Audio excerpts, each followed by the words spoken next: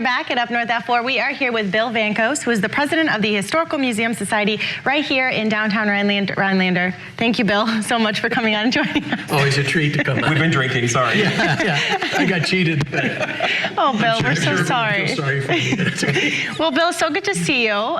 You'd be good at the party. I know, right? You're coming to the next part. Yeah, you are. All right, yeah. So you have many, so you wear many sleeves. You know, last time you wore the tax, we talked about tax season, and now we're talking about the museum and its latest updates for the summertime season. Okay, well, first of all, the museum is open year-round, but it's by appointment other than during the summer months. So Memorial Day to Labor Day, we now have docents sitting there Tuesday through Saturday waiting for people to come. But otherwise, they can call and make an appointment, and we'll do it. So technically, we're open all year long, but this is just a heavier duty one. Mm-hmm. So we're looking forward to a great year. Always different new things to show people. Mm-hmm. But one of the things I just want to talk about is, if my math is correct, I think today is the 81st anniversary of D-Day. Yes. Wow. Okay, so let's talk military for a little bit. In 44 and 45, the local paper would put collection of military-related articles together, and then once a week they would put them in the paper. And they made a collection of these, 250 pages. So it's 250 pages, 4 columns, and your grandfather or great-grandfather or somebody may be in there. But how are you going to find it? Oh. You have a lot of time to take, right? Guess what the Rhinelander Historical Society did? We scanned this, put it in a searchable format, and it's now on our website.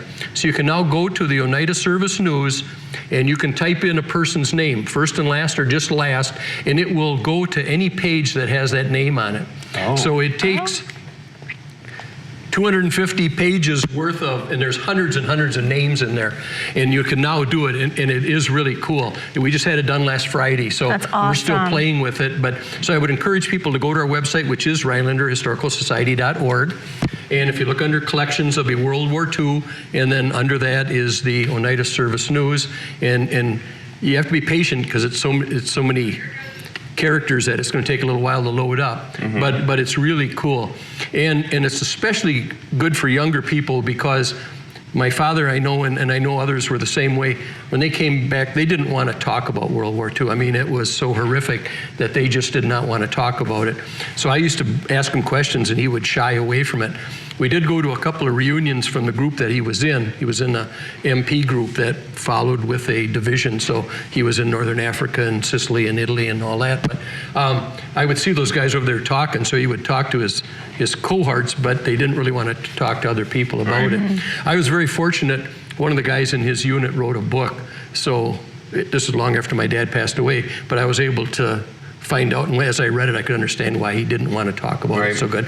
So again, I would encourage people you can come in. We have 2 copies at the museum. We don't put them out on loan, but you can come in and read it. Okay. But best thing to do is to go to the website and do that.